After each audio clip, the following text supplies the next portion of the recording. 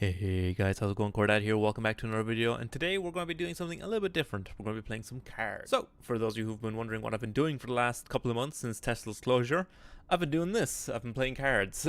I started playing this game at the very end of February, hit Field Marshal in my first 4 days of playing free to play, and it's just kind of stuck since. So I've been having a lot of fun with cards. This is the first major expansion I've experienced with the game. It only released on Wednesday, and I've been having quite a lot of fun with it. But I wanted to very quickly talk about a deck I've been playing for the last couple of days, and it is this absolute monstrosity of a list here. This is Japan USA Hyper Aggro, or as I've been calling it, Sweet Home Alabama. So, the way this deck functions is essentially a Jaggro deck, but it uses US ally over Germany for one very specific reason, and that is one of the new cards from Maybe Expansion being 4th Alabama. A 1-cost, 1/3 with Blitz, which is already a really good body. But show one drawn, give your units +2 attack until end of turn. This is essentially a Blitzkrieg for free when you draw it. But it's actually it's closer to actually no, it's not closer to, it is Plan D for free when you draw it, which is a 3-cost French card, which sees fringe play in like frontline and French aggro decks. So getting that for free on a 1-drop that's already a premium statted body is absolutely ludicrous. And the second piece that makes US the ideal ally for this deck is the returning combat engineers. Now, like I said, I've only been playing this game for about 3 months, so I've only heard legend of combat engineers. And getting to play with this card is very entertaining because it is so unbelievably powerful for a deck like this. And what do I mean when I say a deck like this? I mean a deck filled with 0 operation, 1-cost blitz units. Being able to basically have like free 2/1s and 3/1s as opposed to 2/1s like by themselves. It's the extra point of attack is so meaningful. It's the difference between a turn 3 kill and a turn 4 kill. So Combat Engineers makes this deck just super dangerous in a lethality sense, as well as obviously Alabama. Now, to go alongside all this, like I said, we're playing a lot of 1-cost units, a lot of 1-cost blitz units, and a lot of units with 0 op. This means we can basically spend our turn either deploying blitz units or spending our credits on card draw. This gives us the highest probability or the highest chance of drawing 4th Alabamas on those turns where it really matters. And for card draw, we are running obviously 4 copies of Expansion, like the premier Japanese aggro draw tool. If you have a Japanese unit in the front line, draw 2 cards. But we're also running, again, one of the new cards from the new set, being Shifting Doctrine. Now, this card interacts very interestingly with this deck, specifically because we pretty much never want to play 4th Alabama. We will sometimes. Again, the body is premium. It's premium stats for a 1-drop. But frequently what we'll do is we will have 4th Alabama be the final card in our hand, and we'll just Shifting Doctrine. What will happen is it will shuffle the Alabama back into the deck, which means when we draw 2 cards, we're still at max probability of Alabama draws because there's going to be 4 in the deck, which means you're able to recycle Alabamas for more potential buffs for even larger swing turns. But outside of the niche interaction with Alabama, this card is actually really good in a deck like this, where we're going to be dumping our hand very quickly. Because if you play this with an empty hand, it's just 1-cost draw 2. So it's very helpful. It's a fantastic piece of card draw. A lot of people kind of slept on this or thought it wasn't going to be very good. But its stipulation is a lot easier to meet than Expansion in a lot of cases, especially against other aggro decks where you're very heavily fighting for the front line. So Shifting Doctrine is actually a very powerful card. I'm very happy with how it's performed in the deck. And Intel 1 is actually surprisingly useful, as you'll see in one of the games later on in this video. Intel came up twice and really helped. But yeah, other than that, you're playing basically most of the 0-op units that you have access to. Type 92 is, in a lot of cases, a worse Type 94, but in this deck it's a little bit better because it's a little bit more robust on the health side. But again, 0-op, it's a tank, so you can move and attack on the same turn, which means 4th Alabama turns are a lot more consistent. We're also playing 10th Recon. 10th Recon, again, synergizes with 4th Alabama the same way Shifting Doctrine does, but it's also a 0-op Blitz Shock unit, which is ludicrous. And then we're running Dragon Slayer as our like super heavy top end creature. Now this version of the deck is not what I would consider the optimal version. Again, been playing for 3 months, so I don't have access to all the cards. So if you wanted to play a more optimal version of this deck, I would recommend dropping Dragon Slayer for potentially for key 30 Anne. And you could drop the 2 Type 93s for the second TK early, and I would recommend potentially trying out Shenano, because of the way this deck floods the board. Shenano ends up being a lot of burst damage very, very consistently, which can matter in certain matchups. But it's worth testing. I'll leave a deck code in the description for both versions of the deck, the version I'm playing here, as well as the version I would recommend trying out, for those who do have full collections and are looking to try this deck out a little bit. But I do want to give you a heads up as well that this video is not going to be in my standard style. The way the gameplay was recorded is not my usual live commentary, so I've had to go in and dub over the gameplay. So this is not going to be live commentary. This is going to be me post-commentating over the gameplay, which is a brand new thing for me, and it will not be the norm going forward. This is just for this one video. I hadn't really been intending on making a video, but this deck was doing very absurd things, and I felt like I had to. So I was basically just recording test games just to look back on. And they ended up being very interesting, so I decided to hold on to them and just dub over them. So yeah, going forward, if I do continue to make cards content, I will be doing live commentary like I would normally do. But let me know if you guys are interested in seeing more cards content going forward. I'd be very interested in making it. Like I said, I've been enjoying this game a lot, and this expansion has been very, very interesting so far. One final thing before we go into the gameplay. I do make some slight misplays in like 1 or 2 of the games where I slightly misorder things, or I play units in suboptimal orders. I'm aware of these misplays. I didn't have time to derail myself to talk about them in the post-commentary, so I just want to say there will be misplays, so I do apologize. Hopefully you guys don't mind too much. But aside from that, let me know if you guys want to see more cards content in the future. I'm more than happy to start making it. I've been really enjoying this game. But yeah, remember to like, comment, subscribe, all that good stuff, and on to the games. As we get into game 1, we see we're up against Britain. So given the propensity for this to be commandos, we pitch the 4th Alabama and we get rid of the 58th Infantry just because it's not really going to do too much in this matchup. We get back a Combat Engineers plus a Cavalry Regiment, which is the ideal opener. And our suspicion is confirmed when our opponent plays Protected Convoy as we drop one of the Shokushas. A little bit slower than the Cavalry, but we know we're not in too much of a rush, so we opt to just fill up the slower unit here. As our opponent thinks about their play and then opts to play the second Protected Convoy. And then plays a Dilemma, which actually is incredibly frustrating as it slows down our aggressive turn 2 here, as we just drop the Combat Engineers and Cavalry Regiment. We also draw a 4th Alabama off the top, but can't really make any use of it because of the stupid Dilemma. As our opponent then on turn 3 just drops a naked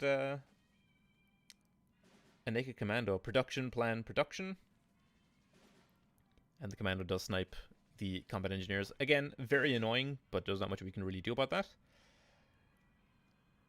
We find another infantry, play another Shokusha, and then we just draw last, like all good players should. Get in for 3 damage, pass turn.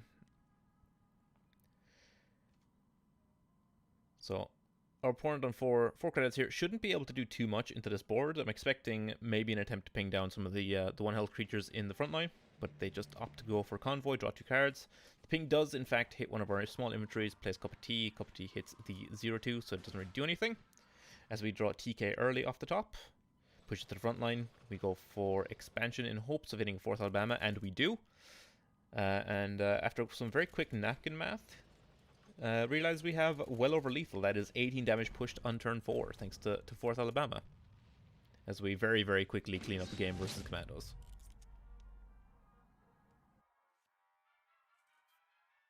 As we move into game 2, and it ends up being a Japan mirror. So I'm expecting this to be an aggressive Japan deck.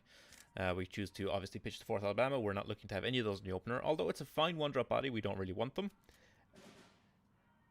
We see 58th Infantry hit the board for the opponent. We top deck Combat Engineers, which is our best 1-drop play. So we just snap play that. They push 58 to the front line. Expansion, draw 2. So this is going to get met with our own 58th here. Very, very easy decision making here. As our opponent reveals, it is Soviet ally, and they're playing some of the self-damage package, which is very annoying. It's very awkward to deal with. These this 1-5 is a little bit difficult, but we do have an answer for this. Well, we have an answer for this next turn. As we drop the second 58th here, do opt just to take the damage here. Does give them a free trade into one of the 1-2s if they want to take it. So they play a Type 93, take the trade into one of the 1-2s, as I said, and they play a Comb, which pushes to the front line. This is one of the best reasons to play Soviet Jaggro right now, one of the new cards from the new expansion. We find Cavalry Regiment off the top. So here we decide to go for 164th, take 1 damage onto the Comb. This sets up for Cavalry Regiment to take a trade, and then for 10th Recon to clean up the 4-2. Reveal the Shock Shell in the opponent's hand, thanks to the intel. We choose the Shuffle back to Type 94. It's not going to do too much here. Our opponent has a lot of 1 damage ways of killing it, and we're late enough in the game where the damage scaling isn't all that good. As we push our Shoksa forward, gets a 1 attack buff from the Combat Engineers, take out the Type 93 just to make their trades a little bit worse. As the Comb denies them the 1 credit here. They play a second Type 93. Take the trade. Play Type 94 early. Take it early, goes face, and then plays the second tank. We just very quickly take a trade. Buff lands on the Combat Engineers, which is okay. It's not the best. We just choose to empty our hand here, just so we can get a nice free Shifting Doctrine to draw 2, as it reveals Take a Liberty in our opponent's hand, which is a terrible card in this situation. Can't really risk playing it, as it'll refuel both of us. We don't mind shuffling away these 2 smaller creatures. But our opponent goes for Amphibious Assault, kills the 3-3. And then they take the trade with the 3-1, which is interesting. They, I think, a bit of a misplay on the opponent's side here. Should have taken the trade with the 4-2, made the 3-1 trade with the 1-1. But we know the last card in the hand is Take Liberty, so we just take the free trade, play our 2 1-cost 0 op creatures, push them to the front line, and basically just will our opponent into playing the Take Liberty here. And they do just that, shuffling away both hands. Both players draw 4. We have no hand to shuffle, so we just straight up draw 4.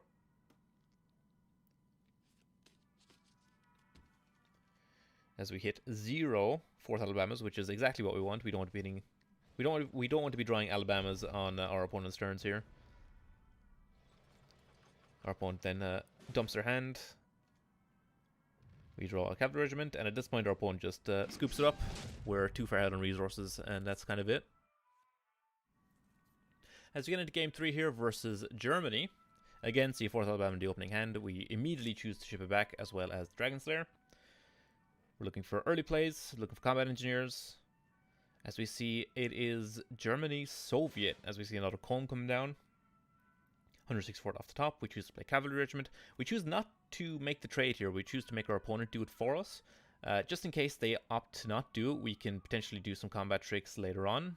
But our opponent chooses to make a very interesting choice here of using a rush to just take out a 2-1 to get 2 damage into face, which is very interesting as we play Recon and reveal quite possibly the worst card we could possibly see from our opponent, which is Crossfire. Crossfire is very difficult for this deck to play around, so it's already not looking great just from seeing the 1 copy Crossfire in the opponent's hand here. As the opponent takes a second to think about their turn, drops the 1-5, blitzes to the front line. This 1-5 is such a pain to deal with. But we do have a clean answer to this. We can just take the trade here with the Recon, play 58th, take the trade while it has the shock. Drop 164th and push it forward. Again, we're playing this game very much aware that we have to play around this crossfire, and our opponent is going to be playing this game very much aware that they can't really take the front line, not while we have 358s still on the deck. So this game ends up being very, very interesting dynamically, as we draw 4th Alabama off the top. We do opt just to play it as a 1-3 here, and then we Shifting Doctrine after the fact. Arguably could have Shifting Doctrine first, but we're not really going to be taking the front line anyway, so I don't mind shuffling away the expansion too much. As we drop Disable and pass. Again, we just drop Disable here just to not enable the crossfire, at least just not yet. We very much want our opponent to push into the front line, that's why we're kind of holding back here. Our opponent going to front line lets us set up 58th plus a Type 93 potentially, just to take the trade. As we see the second comb in hand of our opponent, they go for Extended Barrage on the 2-3, move the comb forward, and they leave the 3-4 shock in the support line just to dissuade us from going for front line here. Second 58 off the top takes the trade with the comb. Choose to pass. Now this does enable the crossfire, and we're hoping that they go for crossfire plus push. Because if they crossfire plus push 3-4, we're able to take the value trade with 58 infantry and Type 93 pretty cleanly. They opt to just hold and pass, so we move everything to front line, go for expansion. We find a Raiding Brigade, which is a huge pickup, potentially kills one of these 1-5s if they play another. And a Type 92. So we just pass. Again, we're hoping to see the crossfire burned here more than anything else, as they do in fact opt to burn it now. Disable trigger, shuffle, draw a card, find a third Type 92, and they pass. So in this position, I think we just drop all 3 of the Type 92s, considering playing this for freedom here, but opt instead to hold it for next turn, because if I hit a 4th Alabama off this for freedom, I'm going to be very sad. As our opponent plays the new KFC truck, Combined Arms, and goes face, and plays a second 676th. So this 676th is going to get eaten up by the Raiding Brigade. Then I have an interesting decision to make here as to where I play this for freedom. I could play it on the Raiding Brigade. It's not great because the extra op cost. Also considering potentially hitting 4th Alabama here, would I prefer to kill off one of these Type 92s? I decided it is better to go for Type 92 here. As we Shifting Doctrine, revealing Capitulation as last card in the hand of the opponent, which is again one of the worst cards we could possibly see here. Capitulation absolutely sucks for us to play against, which means we have to constantly put enough pressure on the board to make our opponent want to clear it, while also not overcommitting to the point where we can't come back into this game. So we send both Shokusha's face, play the 4th Alabama just to have another body on board, potentially try and get them to commit this Capitulation, because we need this out of hand if we're to really commit to the board here. As they use the shock on the 676th. Panzer comes down, takes the trade. Another 4th Alabama off the top. We go for Combat Engineers. And we just basically push everything to the front line. We hold back the 58th plus expansion here. We want to basically use these after the Capitulation has been played. So what we're looking for is our opponent to see this as a threatening enough board to capitulate on, which they do. Everything gets changed to a 1-1, which is still fine for us. These are still bodies that can carry Alabama buffs. As they go for a double trade.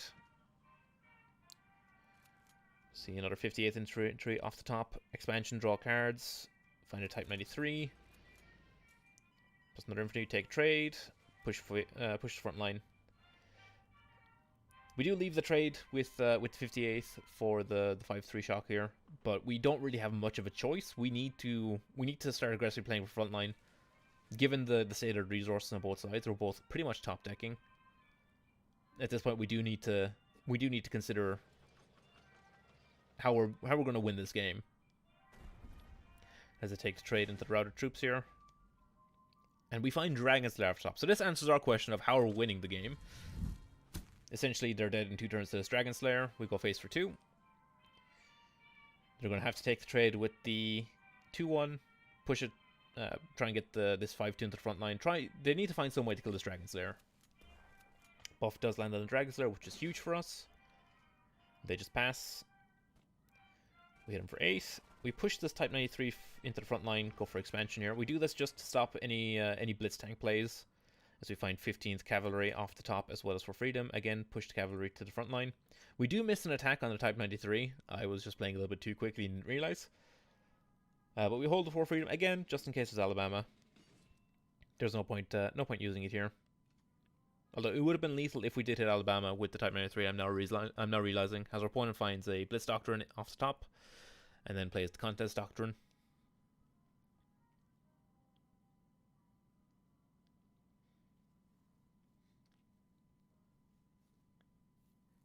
Opponent has to think a little bit here. Leads me to believe that we're pretty safe, that they're thinking this much about their turn. As we see another Panzer come down, takes the trade, pushes to the front line, and they pass. So we draw Desperate Measures off the top. I do actually fire off this Desperate Measures just in case their hand happens to be exactly double Retaliation, because I don't know how that stacks.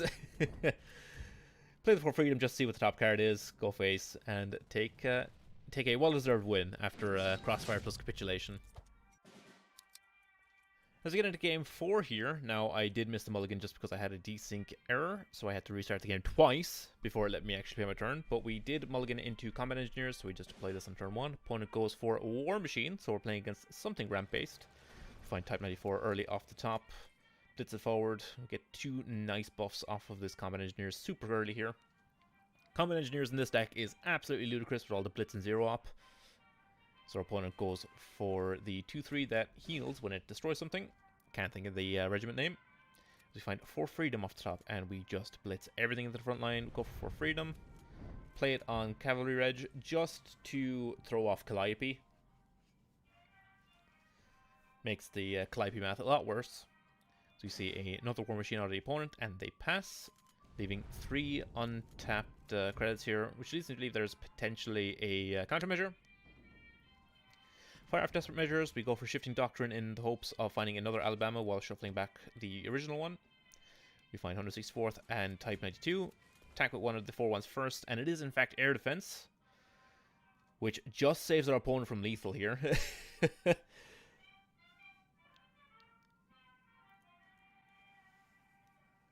So our opponent is just trying to figure out a way to clear most of this damage. Take 3 with 5-3, and they scoop it up. Just absolutely way too much pressure. That was turn 3 for us, by the way. So hopefully you guys enjoyed the video. This deck is a lot of fun.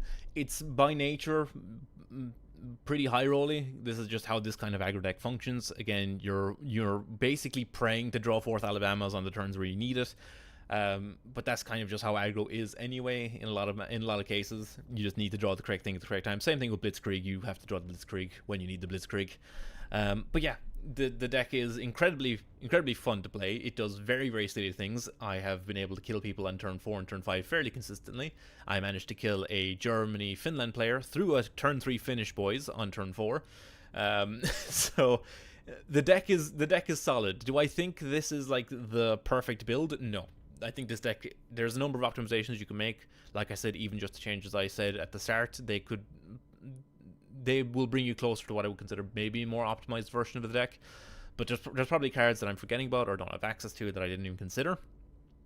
But do I think this list has like potential to be a pretty potent deck moving forward? Yeah, absolutely. Just the combination of cheap units, blitz, and combat engineers alone is enough to make this deck worth considering if you're looking to climb. But yeah, like I said, the deck is a lot of fun. Hope you guys enjoyed the video. Remember to like, comment, subscribe like I said before. And we'll see you guys in the next one. Peace.